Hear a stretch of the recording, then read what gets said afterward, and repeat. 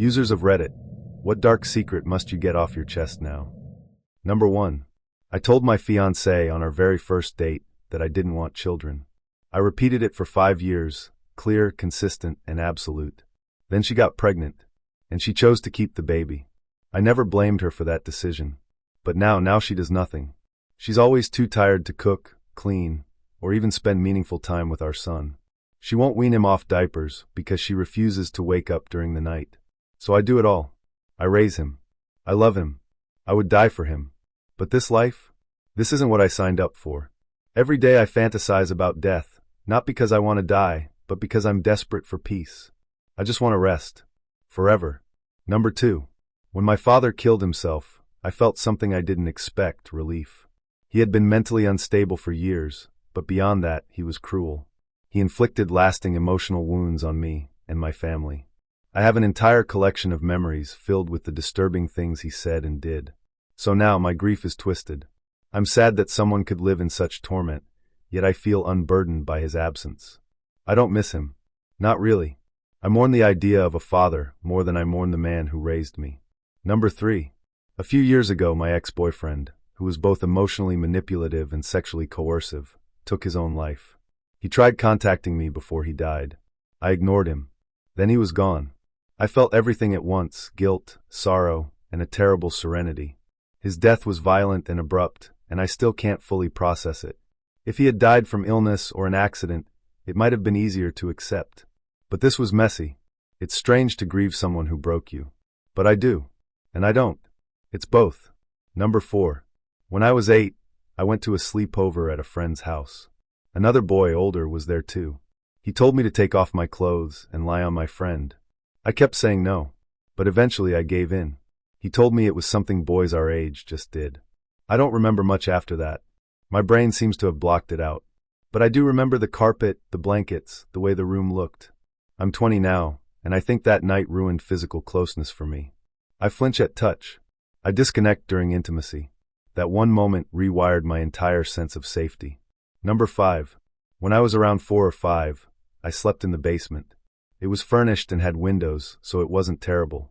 But most mornings, I'd wake up terrified. My mom ran a daycare and the other kids, and sometimes my brothers, would come down early before school. One day, one of my brother's friends came down. I still remember the way the early light made the room blue. I remember the sound of the door creaking. I don't remember what happened next. But I know something did. Because to this day, I can't handle being alone in dark rooms. I can't breathe when I hear certain noises. And I hate that I can't remember the details. Only the fear. Number 6. As an adult, I've struggled with intimacy in ways I never talk about. When I first discovered adult content, I'd have panic attacks just from seeing a male body. Now, I crave physical touch almost obsessively. But it also terrifies me. I think about sex constantly, and yet, when the moment comes, I freeze. I also take care of children. Every time I change a diaper or help a child to the bathroom, I feel an intense, irrational fear that I'll somehow traumatize them. Or worse, that I'll become the kind of person who hurt me. I have no dark intentions, but the thoughts still creep in, and they make me question everything about myself. Number 7. During a manic episode, I was so overwhelmed with pain that I followed a stranger, clearly high and homeless, into a ditch behind a church, hoping he'd kill me. I didn't know he was homeless at first. I just saw a man approach a vulnerable 19-year-old girl and invite her to a place where people's bodies are often found. That was enough for me. But instead of hurting me, he snorted meth, showed me pictures of his ex-girlfriends, and talked to me like a person. He was just lonely. My mom found us walking afterward and offered him a ride. She never yelled, never even brought it up again. She just looked at me with guilt in her eyes, because I think she knew something had broken inside me that day. Number 8. For 28 years, I was tormented by grotesque, violent, and intrusive thoughts. I was convinced I was a monster in the making, a murderer, a predator, something unspeakable. Every time I held my nephew, who was only 2, I imagined throwing him down the stairs. The image made me physically sick. I avoided babysitting because I was afraid I'd lose control. I wasn't dangerous. I knew that deep down, but the fear of becoming something horrific consumed me. When I finally confessed it to a therapist, she helped me understand that these thoughts were symptoms of OCD. I wasn't evil. I was ill. I could finally breathe again. but the shame still lingers in the quiet moments. Number 9. I was in a relationship with a man who raped me repeatedly. I was mentally shattered after escaping an abusive marriage and believed he was the only thing standing between my ex and the safety of my children. So I gave him what he wanted, even when I cried through it, even when I begged him to stop. I got pregnant. I'd always said I'd never have an abortion. But I knew if I carried that child, I might not survive. I told no one. I terminated the pregnancy alone. I never even told the father because I knew he'd hurt me worse. Only my therapist knows. I still carry the weight of that decision, but I'm alive. And my kids are safe. Number 10. I want my brother and his fiancée to lose everything: custody of their kids, their home, their jobs, their dignity. They abused our elderly parents in every possible way, emotionally, financially, psychologically. I watched them manipulate and drain the people who gave us life. I don't care if it makes me a bad person. I want them to hurt. I want them to experience the complete collapse of their lives. I want them to feel like the air is too heavy to breathe, the way my parents do every day. And the most unsettling part, I don't feel guilty for wishing it. Number 11. My mom abuses my stepdad daily, physically, emotionally, and mentally. She slaps him, mocks him, belittles him in front of others. And he just takes it. Everyone laughs it off like it's normal. That's just how they are, they say. But I see the way he flinches when she raises her voice. I see the way he checks the room before speaking. I love him. I wish he'd leave her. I wish he'd find someone who brings him peace instead of bruises and dread. But he stays. And I keep quiet. Because if I speak up, she'll turn on me too. Number 12. In college, my floor mates decided I needed to loosen up. They knew I'd had a traumatic sexual experience. They knew I didn't drink much. Still, they lined up drink after drink at a pregame. One was drugged. I don't remember leaving the dorm. I don't remember the bar. I do remember waking up naked, with a condom still on, and a girl sitting in my desk chair looking like she had just seen a ghost. She said, "I only stayed because I thought you might be dead." I can't believe they convinced me to do this. I didn't even know her name. I confronted the others. They laughed. "You got laid," they said. "You should be thanking us." No one apologized. I've never had a healthy sexual relationship since. And now when people ask why I'm still single, I smile, nod, and say nothing. Number 13. In the 90s, I was attacked by a friend after he got me blackout drunk. It sent me into a downward spiral that I never fully escaped from. Back then, no one called it a rape. It was just what happened. People laughed about it. They said, "That's how you get laid." There was no outrage, no accountability. Just silence. When I finally told someone years later, they brushed it off. At least it wasn't violent, they said. That crushed me more than the assault itself. I still carry that night with me like a second skin. It's invisible to everyone else, but I feel it every time someone touches my arm or whispers too close to my ear. Number 14. I'm a horrible person. When people around me succeed, I feel like I'm suffocating. I fake smiles and say congratulations, but inside, I'm boiling with envy. I want them to fail. I want their good fortune to burn to ash. I hate that about myself. I know it stems from my own deep-rooted insecurities, but that doesn't make it any easier. I can't afford therapy. In my country, mental health care is a luxury, like designer clothes or imported wine. The therapists I can afford are incompetent or worse, blaming patients for their own trauma. So I keep it all inside, pretending to be supportive while secretly hoping their lives fall apart. Number 15. When I was 7, I was left home alone. My mother had no choice, she worked long shifts, and my stepdad was supposed to arrange a babysitter, but never did. That day, I discovered a lighter and became obsessed with watching the tiny flames consume the ends of my blanket. I'd light the tassels, then quickly snuff them, over and over. Until I didn't. The fire spread fast. I panicked, tried to beat it out with my hands, but the smoke was already choking the room. I ran outside and called 911. The official report blamed faulty wiring. I never told anyone the truth. I can still feel the heat on my arms. I still hear the sound of the fire devouring my bed. My mother never knew how close she came to losing me. And I've never forgiven myself for lying to her face about it. Number 16. I don't connect with people. Not really. I can fake it, smile, nod, laugh at the right moments, but inside there's nothing. No warmth, no spark. I float through relationships like a ghost. When people leave, I don't feel heartbreak. I feel relief. I don't long for their return. I just move on, finding new acquaintances to orbit. My girlfriend tries so hard. She invites me to play games, to cuddle, to talk. I always agree, but I never look forward to it. It's like I'm performing a role in a play I never auditioned for. I'm 18. I shouldn't feel this numb, but I do, and I don't know how to stop. Number 17. My mother killed herself, and I let her. I knew it was coming. I saw the signs, her sudden calmness, the way she cleaned the house like she was preparing it for someone else to take over. I did nothing. I told myself she'd bounce back like she always did, but deep down I knew. When the call came, I didn't cry. I just sat on the floor, staring at the wall, thinking, of course. I've tried to forgive myself. I tell myself it was her decision, but every time I look in the mirror, I wonder if I could have saved her by loving her just a little louder. Number 18. I killed someone. I didn't mean to. They broke into my home in the middle of the night. I grabbed my bat, thinking I'd scare them off. But they lunged. I swung. Their skull cracked like dry wood. They died before the ambulance arrived. The police called it self-defense. Legally, I was cleared, but I still scrubbed the blood off my floors myself. I still hear their last gurgling breath in my nightmares. I still see their eyes, wide, glassy, accusing. I didn't choose to be a killer, but that doesn't mean I'm not one. Number 19. My memory is disintegrating. I forget names, dates, promises. Even faces blur sometimes. I've set up alarms, reminders, sticky notes, apps, everything. And still I forget. People think I don't care, that I'm selfish or lazy or cold. But I care too much. Every time someone looks at me with disappointment, it rips a piece out of me. I've been diagnosed with ADHD, and the meds help, but not enough.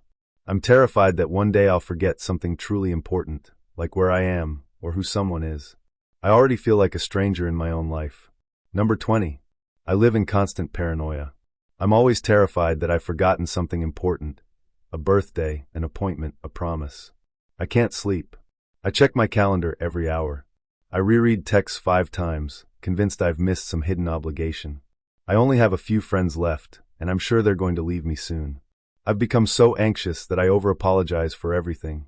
People think I'm dramatic, but they don't know what it's like to lie awake, heart pounding, because you can't remember if you locked the door or told someone you loved them before they walked away.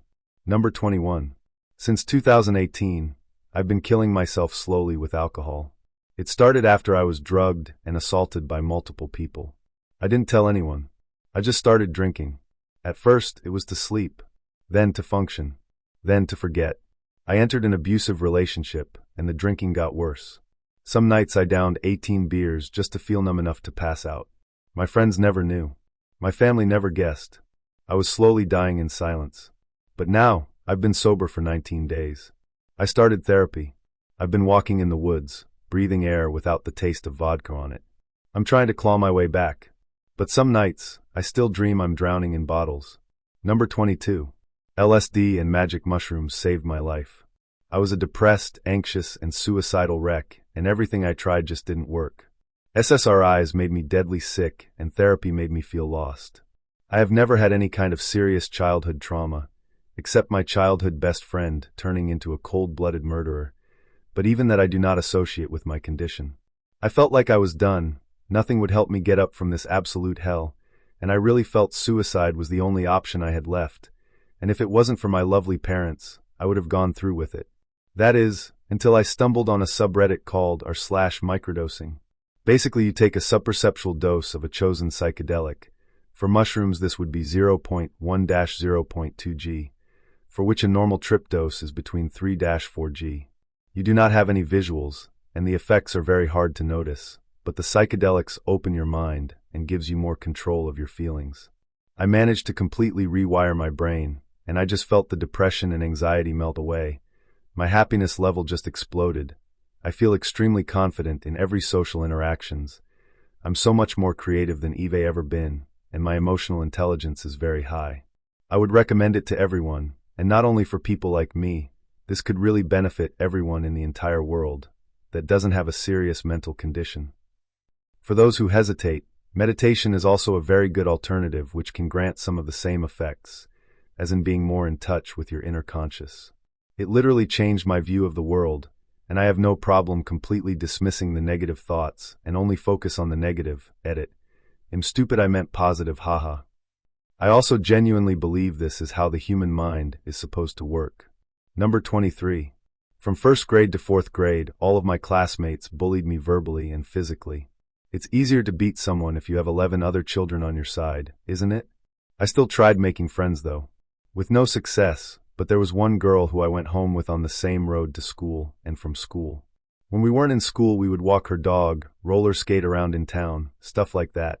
She would treat me as equal when we were out and about. Basically, I became her sidekick/bitch. When we were in school though, she would join the bullies.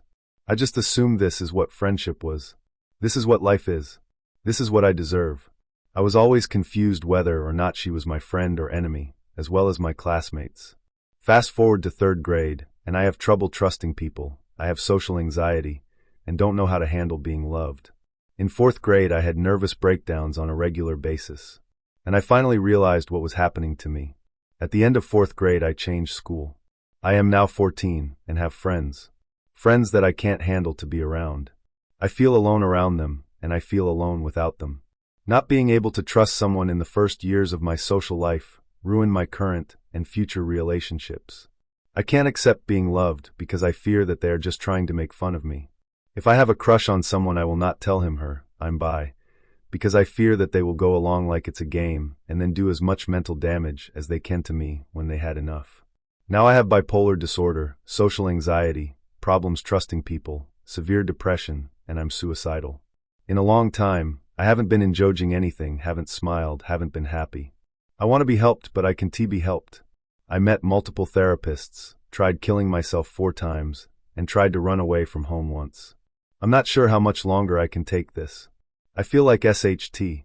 Sorry for my misspelling and bad English, and sorry for not having a happy ending. Thanks for reading this all the way to the end.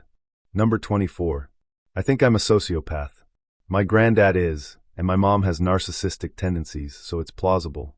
My mom has a really hard time relating to people and understanding pain, so growing up I heard a lot of stop feeling sorry for yourself and get up whenever I was hurt or cried.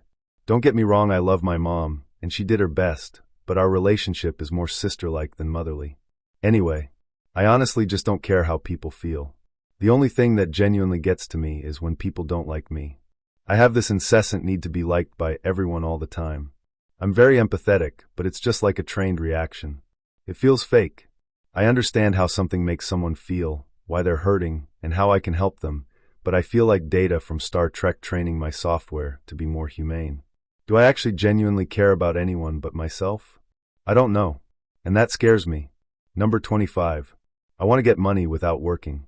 Like I really want to just spend every day 24/7 on my computer doing whatever I want.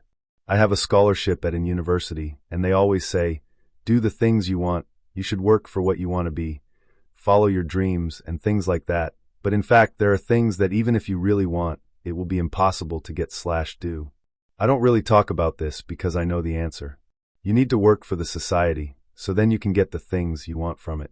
There is no option where you just get what you want without working, because to get it, you need someone to work for you, and they won't work for nothing. Everyone around me has a dream of working on something they like, and I'm here really just wanting to get home and watch or play what I want.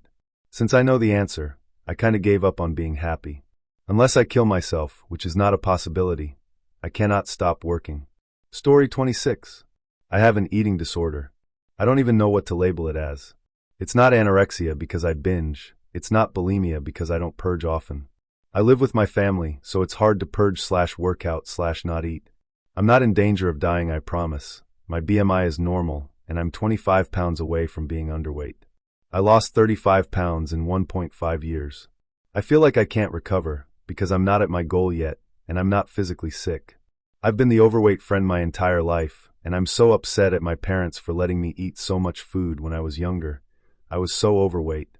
I always try to get the least expensive thing on the menu when we go out, because I feel like it's wasting money when I eat. It's mostly the mentality that's the disorder, and it's sick to think I want to be anorexic the right way, but it's true. Story 27. So, I do have a few very close friends and family who know about this. That includes my therapist. I'll start by saying that I'm a recovering addict with some pretty severe mental health issues. I used all sorts of drugs and alcohol for 11 years, and I now have 2 years clean and attend NA meetings regularly. have a sponsor, and am working on turning my life around with much success. I have complex PTSD, repeated and or multiple traumas. As a result of the repeated traumas I've endured as well as the years of drug use, I have developed psychosis and obsessive-compulsive disorder. Now to the secret. When my drug use and mental health got to its worst, a bit before getting clean, I was pretty emotionless most of the time. I was an extremely angry person, and I lacked a lot of empathy. I dealt with some behavioral issues that caused me to lash out at people and my environment in general. I didn't know what to do with all the rage, but I knew I didn't want to feel it. Because of childhood trauma, I do not react well to not being in control of things. So in an attempt to quell the rage, I practiced being a composed and calculated person. I thought if I held the rage inward and made myself more emotionless, it would help me. All the emotional issues I was experienced ended up coming out in other ways. I started having serious thoughts of hurting other people. First, it was people I was angry with. And when I say thoughts of hurting people, I mean very violent thoughts. I will refrain from going into detail, but I'm sure you can imagine based on some of the violent crimes you see in TV and movies. Eventually, I started thinking of hurting people that didn't make me angry. It was hard to focus on anything because I would think of hurting and killing people close to me.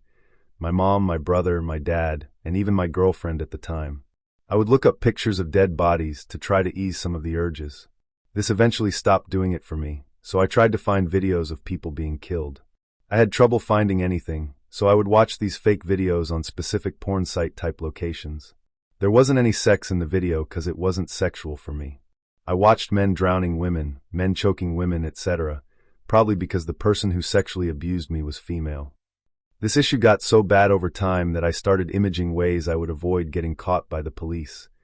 How I would hide my face, avoid leaving evidence, avoid letting a victim get away. I even looked online at things like full-body suits and night vision goggles just so I could get ideas. I even developed an MO. I liked the idea of drowning, oddly enough my biggest fear, and then that led to the thought of knocking people out with chemicals, tying them up and stabbing them. I was really afraid when it got this bad. Not because I was afraid of hurting anyone, but because I was afraid of going to jail. I decided to talk to my therapist about this issue after she told me that she couldn't report me unless I was planning to hurt someone. So I told her everything that wouldn't get me locked up. She helped me through this issue and made a constant effort to show me that I did in fact have empathy. She pointed that just the fact that I was seeking help was a sign that I wasn't a complete psychopath. Fast forward 2 years, and I'm not the most sensitive and empathetic person I know. I cry if a bug dies. No joke. I have 2 happy and healthy cats that I spoil on a daily basis. I have a wonderful and vast support group that is there for me as I am for them. I'm closer with my family than I've ever been. I'm now working as a self-employed artist with my own online business. I'll admit, there will always be this pull towards those old behaviors because there was an addicting quality to them, but the urges are gone. The thoughts are not there anymore, and my empathy is too intense for me to ever be able to hurt anyone. I value human life and have a great love for other people. Words cannot express the gratitude I have for getting my life back and just being alive in general.